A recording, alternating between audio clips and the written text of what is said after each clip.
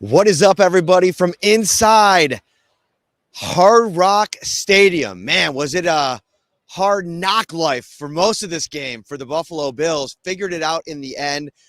Dramatic fashion, winning 21-14, fourth quarter comeback. The Bills are the AFC East champions for the fourth straight year. And Ryan, I gotta strut a little bit to start this thing off because Absolutely. I seem to remember us having a conversation a couple weeks ago and you telling me that it was a little bit of a bold prediction to say that the Bills could come back and win the AFC East. And now at the time I made that prediction, I didn't know how banged up the Dolphins were going to be down the stretch. And I definitely think that played into this situation, but it felt like this was a night where with Tyreek Hill, with Tua Tagovailoa on the field, the Bills were doing everything in this game to hand the division title over to the Dolphins, and they were incapable of taking it. The Bills win the division just as I predicted when I believe they were 6-6. So much to get in here on Shout, a Buffalo Bills football podcast brought to you by Tops Friendly Markets. And, you know, Tops has real meat from real butchers. While the other stores have their meat packed in central processing facilities, Tops has real butchers you can trust to serve the very best for your family. Expert butchers hand cut fresh, high quality USDA choice beef and premium pork in store daily. If you don't see what you need, custom cuts and special requests are welcome. Large assortment of all natural grass-fed, antibiotic-free, and plant-based options are there for your family. Tops, real meat, real butchers. All right, Ryan, we got to get into the crux of this thing, and we got to start with Josh Allen. Take us through the roller coaster ride that we went on with Mr. Allen tonight. Yeah, you just mentioned Tops Butchers, and Josh Allen almost butchered this game for the Buffalo Bills with some of the decisions that he made, some of the throws that he made, and, it wasn't all on him. There were some. The first interception, probably another miscommunication between Josh Allen and Gabe Davis. The second interception actually helped the Bills in terms of field position and flipping the field, but he had Dalton Kincaid on that play right off the snap. You throw it to him, you move the chains, you live for another day. Fumbles the ball on a sack with Christian Wilkins recovering it. Just a lot of mistakes over the course of the game. But when you needed him the most, he made those plays. A 3rd and 13. He takes off for 15 yards on the ground. Deep ball down the field to Stephon Diggs after they misconnected on one where Allen overthrew him again. Deep ball down the sideline to Khalil Shakir. Multiple passes that are right on the money to Dalton Kincaid. Josh Allen, like you said, it was a roller coaster. For all the downs, there were so many ups, and he helped lead this team back from when they were down 14-7. After obviously the emotional swing of the Deontay Hardy punt return, which we'll get into later, things settled in, and that's when Josh Allen really did help take over this game. You know, the turnovers are something that we've been talking about all season long, and there was a miscommunication on that first play, but if you really boil it down, there were 3 plays in this game that Josh Allen made. 2 of them ended up being turnovers. One was at the end of the half, and we'll get into that play as well. But if situationally Josh Allen has awareness for the situation, and listen, some people crush me for my take at halftime. I said the Bills were losing because of Josh Allen in the first half. Of course, James Cook dropped a touchdown pass. That was bad. Okay, you need that to happen. But if you take 3 plays, you start with the first one to Gabe Davis, miscommunication, right? But you know that is a low percentage throw, no matter which direction Gabe Davis turns into. You need to end drives with points. Throw it away, take the sack, whatever you got to do, take your 3 points. The play at the end of the half to Ty Johnson. Sean McDermott was very critical of Josh Allen at halftime and said, that's a throw. You have to throw it out of bounds. I know a lot of fans took umbrage with that because it's Sean McDermott saying that on national TV, and there's people that have their heels dug in on Sean McDermott and don't like that. Josh Allen said it after the game that he's got to throw that ball out of bounds. He said the exact same thing. You cost yourself at least 3 points there because if you throw it out of bounds, you take those 3 points, there's 6. Now you go to the second half. When he fumbles the ball, putting the ball in jeopardy, he's done a much better job this year of not putting the ball in jeopardy when it comes to the fumbles. But in that spot, you have to know you're going down. You have to secure the ball. And I know he always wants to make that extra play, but you have 3 points. You're in field goal range at that point. Take the 3 points. Those are 9 points right there. that I understand the highs of Josh Allen are so high that you don't want to stop him from reaching for those highs, because we saw what that means in the second half. When they needed big plays, he made them.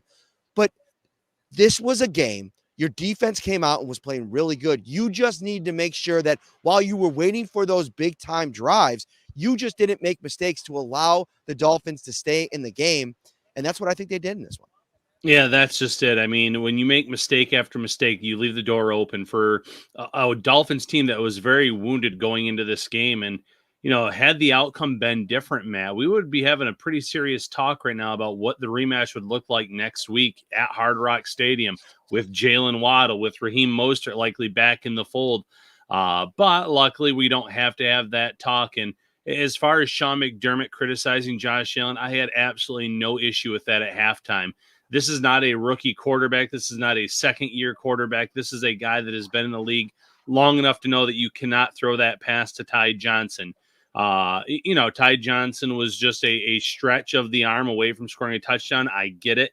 There is definitely, what should have been a penalty for Jerome Baker, I believe, launching himself at Johnson. But he needs to be smarter. It knocked him out of the game. Yeah, knocked him literally. The NFL's got to figure. I'm sorry to cut you off. The NFL's got to figure out something to do here with this kind of stuff.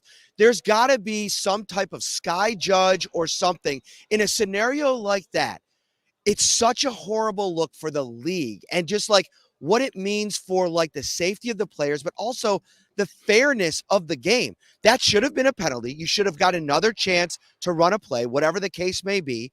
You take the field goal there. It changes the complexion of the game when you miss those kind of calls. And it's clear after a replay. Within 2 minutes, I get it's not a scoring drive, but maybe have it all plays like that where there's a potential head-to-head collision. You're able to kind of look that back. It's just these plays week after week pile up, and you just get so annoyed with it because on either side of it, if it had happened on the other side, and I know that this is a Bills podcast, and I'm sure Bills fans are like, well, who cares if it would have gone bad for the Dolphins?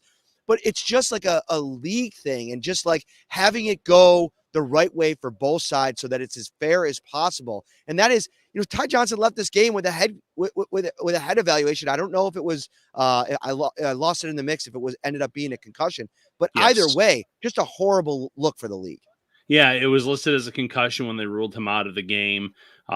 Terrible look for the league. If the league can review an ineligible man downfield, because you literally had the official penalizing Miami at one point in the game, he called it, and then all of a sudden another official approached him and said, nope, it was reviewed, and he actually had a part of the body behind the line. If you can review something like that, you should be able to review targeting and plays of that nature, because that was just a vicious helmet to helmet hit. It was the rule by the letter of the law. But coming full circle, coming back to our discussion, Josh Allen made some mistakes tonight, but he rose to the occasion when they needed him most. He made some great plays with his arm, with his legs, and as long as he can make plays like that, the Bills are going to be in any one of these playoff games, starting with the Pittsburgh Steelers on Sunday.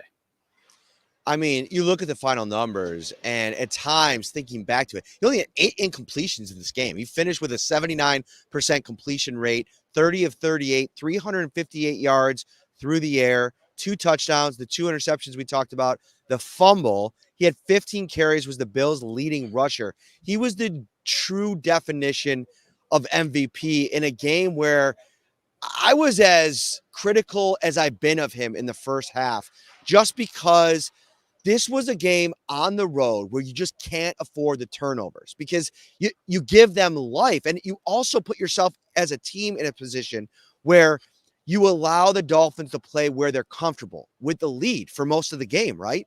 I thought the way they flipped things in the second half, the way the defense played against the run in the second half was outstanding. We'll get to that in a moment. But final thought on Josh is just like, the criticism that I had out there, it was specific because we have to be to a point where he could self-regulate within a game, because these are the kinds of mistakes that year 2, year 3, even year 4 and year 5, you can understand because he's still kind of coming into his powers, right? Like still trying to operate an NFL offense while being able to do all these unbelievable things. He's got to get to a point in his career. And it's a point I made on a show with Pat Moran this week that I think one of the things that goes into my take that I think Josh Allen is the best player in the league is because I still don't think he's hit his ceiling. I think there's a cerebral level of play that Josh Allen can reach where he is the hero ball Josh Allen, all while being able to operate smart as a decision maker and as a passer and as a runner. And at times he wasn't that tonight, but it didn't matter because he still is so good. He finds a way to make enough plays in the game. And credit Joe Brady too. I thought in the second half, his play calling on the touchdown drive and in the fourth quarter when they needed to kind of extend drives, keep the clock going, it was a really good night for Joe Brady. Yeah, Joe Brady caught some criticism for Buffalo's play early on in the game from fans on social media, and I pushed back a little bit. I said, I don't think any of this really falls on Joe Brady. I think that the Bills are moving the ball up and down the field at will in this game on offense. You just read the stats on Josh Allen, only 8 incompletions. They weren't necessarily running the ball well. The offensive line didn't have their greatest night, but they were still marching it up and down the field, getting big chunk plays, getting into scoring range. It's just the way that the drives ended. Now, maybe you want to criticize if you want to put some of that on Brady's plate in terms of the play calling near the goal line. By all means, I suppose you can do that. But a miscommunication with Gabe Davis, a drop touchdown by James Cook, little things like that don't fall on the coordinators, in my opinion. And like I said, Josh Allen went over 300 yards on the evening. He made that defense look bad throughout the night. So there's an interesting comment here in the YouTube channel, and it says that Joe Brady, he said, yeah, about Joe Brady having a good game, but the run play he kept calling was some BS. And I think what he's talking about is some of those first down runs where James Cook was struggling, Josh Allen under center, but they did something that I think is very important to point out and understand that even when you see something like that and you're like, all right, 1 or 2 yard gain, throw that out. What did that potentially affect in this game, Ryan? Play action. Check out the stat from Next Gen Stats. Josh Allen completed 9 of 11 passes of play action in this game for 167 yards, and both of his passing touchdowns came off of play action. Allen recorded his 2 highest games of CPOE this season against the Dolphins. I don't actually know what that stat stands for. I had to look it up, but plus 14.2%. Next Gen gets into the it's freaking weed. Sorry, it's late. Sorry, I didn't mean to say the F word there. It is late. I'm exhausted, Ryan. This has been such a wild day. We got to the stadium. We did Buffalo kickoff live at 11 in the morning, went back to the hotel in between, came back to the stadium, the up and down nature of this game, running around in the press conference. I missed Sean McDermott because they rushed him out really early. It's been hectic. So sorry. I'm a little bit I'm running on overdrive. I feel like Dan Fates. I don't know if you caught the video of Dan Fates half-arm run. Doing the most from The Office. I almost did that whole actually he's doing his show over there. Let's see if we can pick it. Buffalo Plus folks are doing their show over there. You see him over there? Look at him. Look at that legend over there. Look at him over there. He is so impressive. He shoots the game, gets over to Josh Allen. Shout out to Dan Fates. That's awesome. But anyway, we're on YouTube. I can swear a little bit. It's a podcast. It's not that big of a deal. Anyway, the point of that to the commenter on YouTube is that even though the Bills weren't gaining big yards with those runs, you have to stick with the run game. Right. Play action isn't predicated off the success in the run game or even running the ball, but I think those looks definitely played into the success that Josh Allen had on play action. Yeah, 100%. I mean, it freezes some of the players, some of the linebackers. It draws them up. They're anticipating another run game. And we talked about this leading up to this matchup against the Dolphins. Lamar Jackson and company absolutely shredded the Dolphins defense with play action. I believe he had 3 touchdowns. He completed an obscene amount of his passes, perhaps was perfect on play action passes, over 200 yards in the game. And I guarantee you the Kansas City Chiefs are going to utilize play action this upcoming weekend. against the Miami Dolphins as well. There he is, that running. Look at Your this tricep, guy, man. I can't. So hear him. I wanted to. That's You can, he burning. can't hear you. He can't hear you, Ryan. But I wanted to talk to the viral sensation himself real quick, and everybody in the comments is like, "Let's get a Shout Buffalo Plus collab real quick." That's it. Would love How- a clip. Dude, Moe's from The Office. Is that what Yes. everybody's Yeah, talking about? yeah, yeah. How did that feel? Felt good. It felt good. Felt good. A little faster than Thad Brown. Just a hair faster than Thad. Dude, you caught him so Yeah. quickly. Like That's the second time I run with a camera because this was Thanksgiving in New Orleans. I also ran off the field chasing Josh Allen like Mo Shroot. So this is a thing. Listen, I gotta fix it. knowing who you were running after to run him down, I gotta say, player of the game, media wise, I'm giving it to Dan Fates. Appreciate it. Have a Travel safe, trip buddy. back. There he Yeah, is, God. Dan Fates. Buffalo Plus YouTube channel also. Yes, go find it. They're putting up their show. It's great. He smoked them. And Thad. Tough night for Thad. Tough night. Talking to Jenna and Mike over there as well. All right. So where do you want to go next, Ryan? Oh, Deontay Hardy. How have we not gotten to Deontay Hardy? We're 15 minutes into this podcast.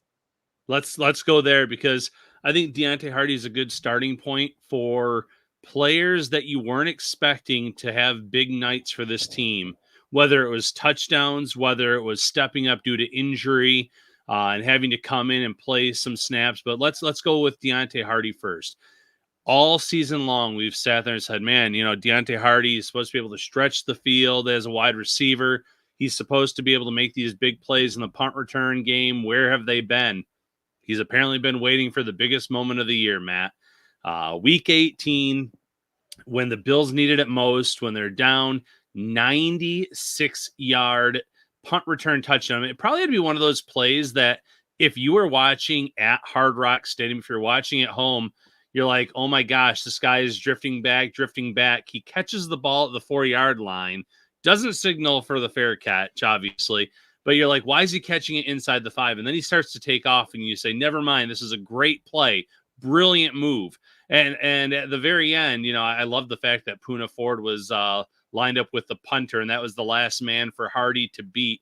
So when all that said and done, Hardy, made his money for this contract in one night with this game-changing play. Yeah, and it's a guy that, like, you could feel it in the locker room, like post-game. Like, remember a couple of weeks ago, he was benched in a game, inactive, and they brought up Andy Isabella, who didn't have a lot of run in that game.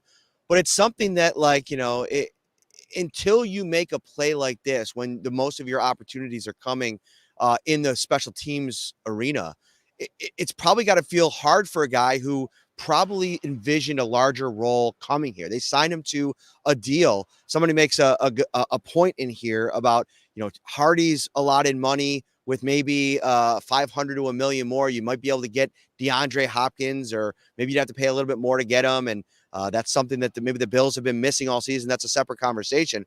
But Hardy hasn't yielded over the course of the season the kind of return that I think Bills fans were hoping for when Brandon Beane inked him to that contract. But to have this moment in this game and have it be as maybe a spark to not only his season, but Trent Sherfield's big play, catch of the game off of a, potential blunder of a play, Josh Allen going over the middle, the ball going off of a defender's helmet, going what felt like miles into the air and maybe going through the uprights for a field goal there. Trent Sherfield comes down with it, tiptoes in the back of the end zone. Huge play for him.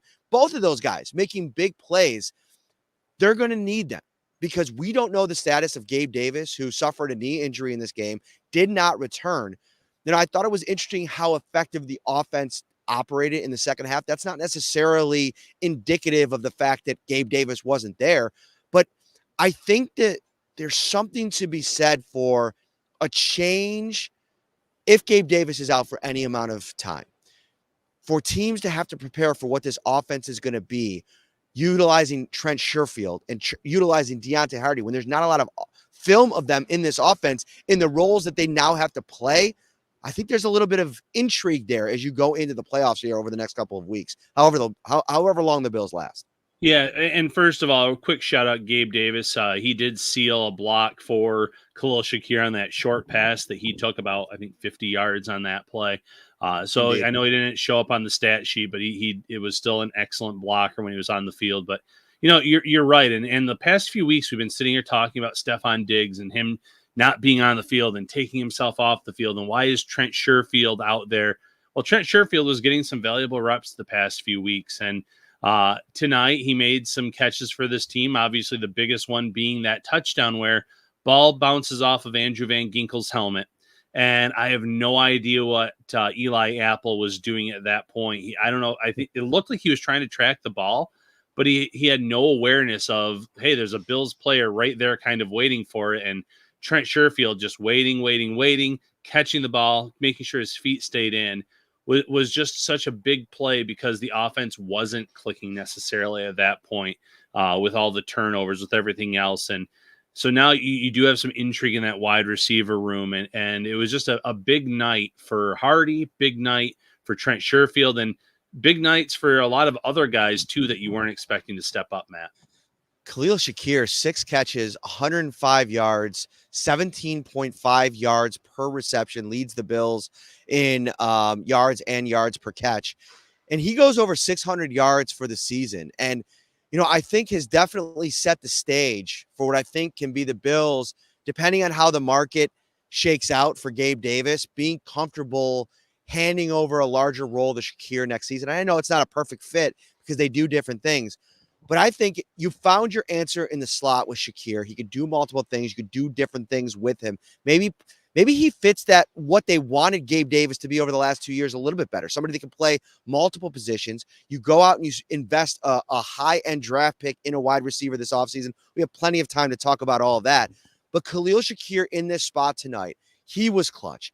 Dalton Kincaid, who sets the single-season tight ends record, which you predicted on our preview show going into this show, 73 catches for him for the season. And he was just such a safety blanket for Josh Allen in this game. And the Bills offense at times, it never really was struggling. They had over 400 yards of offense. It felt like they were moving the ball. And a lot of that was predicated on Stephon Diggs having a big game. I mean, again, we're talking about Diggs. Another game where if they connect on that deep ball in the first half, probably goes for a 60, 70-yard touchdown. He goes over 100, has a touchdown in the game. They're so close to breaking through. You put out an article on the Diggs post-game interaction with Josh Allen. What was that about? Because I haven't seen that video yet. Yeah, so after the game, Josh Allen was going over to the fans that were in attendance, getting them riled up, getting them, pumped up, thanking them. And Stephon Diggs ran over to Josh Allen, gave him a big hug, and he tried to cover his mouth so the cameras wouldn't pick it up, but he was loud enough where he said, 4 more, 4 more, 4 more. So 4 more games for this Bills team that has treated the last 5 weeks like the playoffs, win in advance, and they've won all 5 of those games. And now you're in the actual dance. And Stephon Diggs, it seems like the mindset is right where it needs to be. He's been the great teammate that Sean McDermott has mentioned throughout this stint where he hasn't maybe been getting the ball as much. He is focused on this team making it further than they've ever made it in the playoffs. And listen, this might be the year, Matt. I don't want to predict anything wild, but the AFC is wide open this year. Obviously, no Bengals in the playoffs. Joe Burrow's not in it. Patrick Mahomes and the Chiefs haven't looked right. Baltimore, for as good of a season as they've had, we have not seen the Ravens do much in the playoffs with Lamar Jackson. Maybe that changes this year. There's a real chance for this team to make noise, and that interaction was really special between Diggs and Allen. But one last thing on Shakir. You and I went on a road trip to that D.C. game, and the night before the game, we did a Bills podcast with some former players, one being Eric Moulds, who trained Khalil Shakir in the offseason. And he told me in that interaction, one of our interactions, he goes, I told Shakir, once you get on the field, if you make a few plays, you're going to build trust with Josh Allen quickly. And then you're going to be counted on more and more. And we've seen that over the course of this season. The trust that Josh Allen has in him, Allen has said it at the podium. Sean McDermott's had major praise for him. He catches the short pass, takes it 50 yards. There's a pick play where he goes down the sideline. He sets up a 1st and goal from the 3.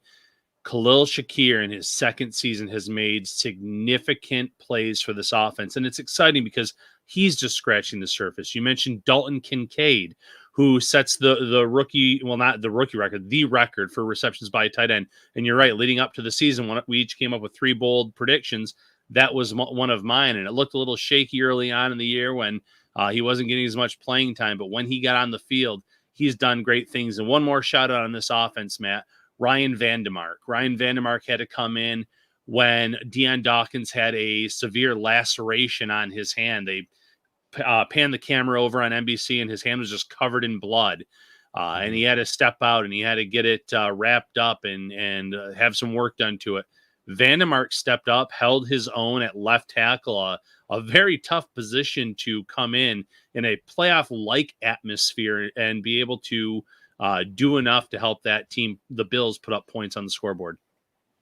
Yeah, I want to take you into the Deion Dawkins injury because I got a chance to catch up with him in the locker room. I want to explain it a little bit, but before I do, make sure you hit that like button, subscribe to the channel as well. It's been such a great year here on Shout. We're up over 10,000 subscribers on the YouTube channel. It really helps if you hit that like button, subscribe as well, send the channel to a friend, tell them Happy New Year and that they should subscribe for all their Bills playoff coverage. We'll be live 2 times a week. I'll have multiple podcasts throughout the playoff weeks. We're going to keep it locked and loaded right here on Shout. And if you want to take it to the next level, become a Shout Buffalo Bills insider by texting 716-528-6727. We send text messages all week long. We interact with fans via text message. You have access to me and Ryan. If you have questions, comments, concerns, we're probably going to set up another Zoom session here coming up shortly. But get in. You get a 2-week free trial, $3.99 a month. After that, email me, mparrino@myup.com. I'm always willing to give out a free month trial. The Shout text line is brought to you by Carrie C. Byer, attorney with the law offices of Francis M. Litro, located at 237 Main Street, Buffalo, New York. If you or someone you know is seriously injured, give them a call, 716-852-1234, or check out litrolaw.com. Ryan, we got some big news. Wingnuts, the live show. We are bringing our preview episode of Bills versus Steelers to Wingnuts Saturday night. The event starts at 6. Let me specify this so everybody knows. The show will start at 7. A lot of people came to the show 2 weeks ago and we're thinking that the show was going to start at 6. We get there at 6. We're usually kind of bouncing around, talking to people, taking pictures, whatever. We do the show at 7, then we hang out afterwards. We have some beer, we take some pictures. It's a great night. Millersport Highway, 1402 Millersport Highway, Amherst, New York. The brand new Wingnuts, Ryan Talbot, Matt Parrino, night before the Steelers game. Be there. It is going to be a giant party. I'll have the event page out later tonight over on Facebook. I cannot wait, Ryan. I cannot wait either. I'm trying to convince my family from Georgia to make the trip. My cousin Rich is a Bills fan. His wife Amy and my cousin Amy is a Steelers fan. So I'm trying to convince him to make the trip to Georgia. I'm dangling Wingnuts as dangling carrot, so to speak, the night before. So fingers crossed. Anyone that can join us there, come on. You won't regret it. Unbelievable food and beers, and join us. Like Matt said, we're there before the show. We're there after. We can't wait. All right. So, what was the other thing I wanted to talk about real quick? Oh, Deion Dawkins. I was like, I spaced out there for a second. There's people always ask me, like, what are these like live shows when we come down to the field? There's people cleaning up. There's people going in carts behind me. It's a wild place down here. So Dawkins, I look at his finger and the webbing of his finger. So right here, like where his where behind his knuckles connects to his fingers, his middle finger was ripped all the way from one side all the way to the other. They had stitches on there. And I asked him what happened. He said his finger got caught on a player, whether it was a face mask or shoulder pads, and his hand bent back and just literally ripped open the skin. And that's why the bleeding was so profusely. Came back, got it stitched up. And I said, was there ever any thought about not going back into the game? How much did it hurt? And he said, it hurt pretty bad. But when you sign your name on the dotted line, you become a part of the team, you sign a contract, you got to go out there and play. And, he was a warrior tonight, went back out there. But to your point, Ryan Vandemark comes in here. We talked about him back in training camp. Left tackle where I feel like he's the most comfortable. Got himself an opportunity, made the most of it, but Dawkins was able to come back into the game. Yeah, huge moment for Vandemark. Great to see Dawkins come back into the game during crunch time too. Just some, this offensive line has been together all season long, and to be without a player of Dawkins's caliber it was a little bit scary, man. Not knowing what to expect, what was going to happen. So happy he was able to come back in. We are having a lot of comments in the chat about Rasul Douglas. So how about we pivot to Rasul Douglas? Exits the game. Post game, I cannot remember who shared it on social media. Might have been Matt Beauvais. I'll have to double check that. But he talked with Rasul Douglas, and I don't want to say Douglas is going to be fine, but Douglas said he had kind of planned to return to the game, Matt. And he had this talk, though, with Dane Jackson, and Dane was, said, hey, I owe you a lot for what you've taught me since you've been here. If you're not 100%, I've got you. I've got your back. It'll be okay. And Dane Jackson came up with a big pass defense on the third down play. I know he was called for pass interference at one point, but the way this defense stepped up in the second half without their top cornerback on the field was something to behold. For sure. And I got a chance to talk to Rasul Douglas as well. And he said he felt good. He felt okay. He's going to get it looked at tomorrow. So he'll have a better, clear idea of what it was like. But, I tweeted it out when it happened. I mean, he was on the sideline kind of running in place and running up and down the sideline, testing it out. So I think it was definitely in a place that was better than first feared when the injury happened. And when a guy goes down and he limps off, you always worry about. I remember Trey White's injury a couple years ago when he had the torn ACL. He actually walked off the field, remember, and he was kind of trying to run on the sideline, and he was really emotional. He was walking around. So you always fear for those kind of worst case scenario injuries, but I think they probably dodged a bullet. But again, they can get it back in Buffalo, take a look at it, and it might be something that keeps him out. But having Dane Jackson, a guy that Sean McDermott was like a little bit emotional about, a guy that one of those guys that like really brings a team together, because the opportunity right there to play is not there right now. There's guys on this team like Josh Norman. People don't think a lot about him, but for him to come back to this team, and he had the stint with them a couple years ago, went on to San Francisco, almost felt like he was on his way to retirement. They bring him back in this mentorship role. He told me the other day, of course I want to be out there playing, but sometimes it's about serving the greater good and being a good teammate. And they have so many of these kinds of guys that have fit into such important parts and are lifting up other people. Comment if you want to come back to this, feel free to comment in the chat here, though. We can pivot to this maybe. Huge spot for Balin Spector today. Tyrell Dotson goes out. He's been so good for them at linebacker. Shoulder injury, isn't able to return. Balin Spector comes in, and on the first series, I thought it was a little bit shaky. I'll have to go back and watch it. Maybe that was just me missing a couple plays. But, man, over the course of the game, he made a couple big plays. I thought he was really good in pursuit in the run game. Another day 3 pick that they throw out in a big spot. And interestingly and noteworthy, Dorian Williams stayed on the sideline. Yeah, that was something that captured everyone's attention on social media, the fact that they went with Spector over Dorian Williams. And, it felt like Spector made some big plays early on in run defense. It looked like he got more comfortable after a series or two, to your credit, where maybe the nerves eased up. And even on commentary, Chris Collinsworth and Mike Tirico were saying, man, this looks like the guy that was flying around at Clemson during his college career. So his hair was always on fire down at Clemson, right? That was in all the scouting reports. Yeah.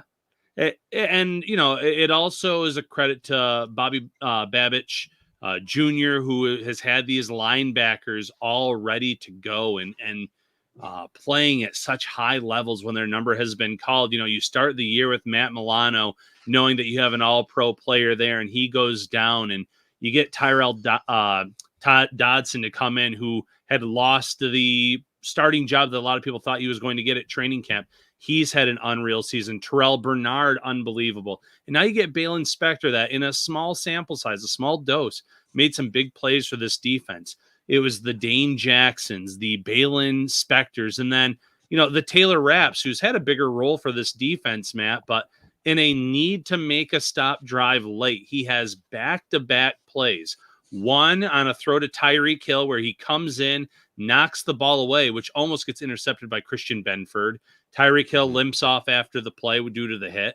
The next play, Rapp reads it. He makes a diving interception, seals the win for Buffalo. So you're getting these contributions from players that those aren't the guys that you're expecting to make that have to have it play for you. You're expecting maybe it to be one of your star safeties in Jordan Poyer and Micah Hyde, or you're expecting it to be Terrell Bernard and not Balin Spector in these moments, but guys keep stepping up. That whole next man up mentality is a real thing in Buffalo, and this coaching staff has the depth players ready to go. Yeah, and I think Rapp is a guy that's gotten a bad rap over the course of the season. I mean, he's taken a lot of heat from Bills fans at various times, kind of been in and out of the lineup, has had a couple spot starts. You know, they've been really leaning into this dime package over the last couple of weeks. And, you know, I think that's really helped him get, you know, find a role in this defense, find some, you know, momentum in terms of getting some reps. And he comes out in a big spot tonight. And, you know, this is a team I felt like the dime pivot was almost built for a team like the Dolphins, and maybe in a couple weeks if they have to end up playing the Ravens. And Taylor Rapp's going to be really important to what they do there. And Micah Hyde and Jordan Poyer, you know, didn't look great on the Devin Achane run that went for a touchdown. Yeah. But let's be honest, like a lot of people with some, you know, very critical comments on that run, like most safeties in this league in open space, in open field, are not going to have an answer for Devin Achane. I think he's one of the most exciting young players in the league. Not only just running backs, but like the guy just with the ball in his hands. Yeah. He's super special. They did a really good job shutting him down in the second half. I thought Poyer had a couple of big time hits. Dane Jackson, like that play on 3rd and short, to come up in coverage, to read the play, to put a hit on Barrios and stop him from getting a couple yards. Those were pivotal moments in this game. Christian Benford coming out on the first drive, and you know if the offense goes down and gets points there, we're probably talking more about how Christian Benford made a statement on the first drive, intercepts a ball where he wasn't even on Tyreek Hill on that play. He was kind of like over to the left side, read the play with Tua going to Tyreek down the hill, made a move over to Tyreek Hill and makes the interception. It was a really nice play. Yeah, really, really nice play. A lot of guys stepping up. Some comments here, Matt, about how the Steelers are getting an extra day to prepare for the Bills. I don't look at it like that. Just shifting gears real quick to a lot of people commenting here. Think of it this way. The Bills have an extra day to kind of recuperate. It's better that they're not playing on a Saturday after all these injuries. Gives them a chance. But the Steelers didn't know who they were going to play until after this Sunday night football game was over. So they're going to have a very similar amount of time to prepare for this game. I think that the Bills are going to be happy it's a Sunday at 1 o'clock matchup. TJ Watt being week to week, it makes him unlikely to play in this game, and it gives Buffalo a chance to really game plan for it. So to those of you in the comments worried about the preparation aspect of things, I really think it's not going to be a major factor.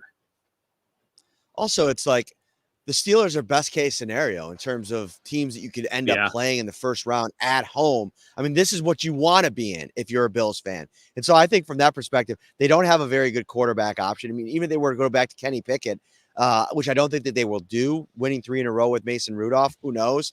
That's going to be very interesting how Mike Tomlin handles that this week. TJ Watt, likely going to be out for this game after suffering the knee injury yesterday. So that's going to be something that we'll have to track over the next couple of days. I don't know if there's been a report on that or any update to that report, but we're going to keep it locked onto that situation now that we're pivoting to that game.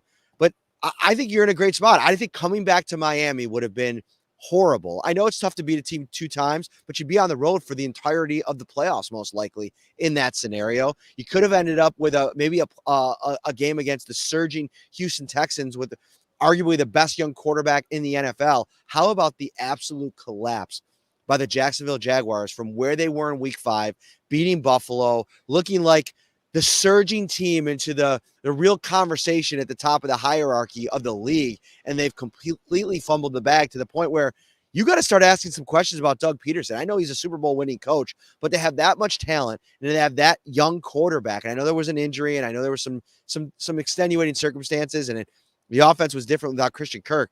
Big question mark there as well. Yeah, it was a collapse. Listen, after the Bills game, there was interviews with Trevor Lawrence about, you know, them competing for the 1 seed in the conference, and they collapsed down the stretch. And I know Lawrence missed some time, but this is not the generational prospect that a lot of people were anticipating. I still think he's a solid quarterback, but he is not this game changer. And Doug Peterson simply did not have Jacksonville ready to play against the Titans today. And that gave the Bills, the knowledge going into tonight's game that they were in the playoffs no matter what. But winning this game against the Dolphins was much better because, as you pointed out, a loss here, the Bills are the 7th seed, and that's a lock. There are no home games at Highmark Stadium if that were to occur.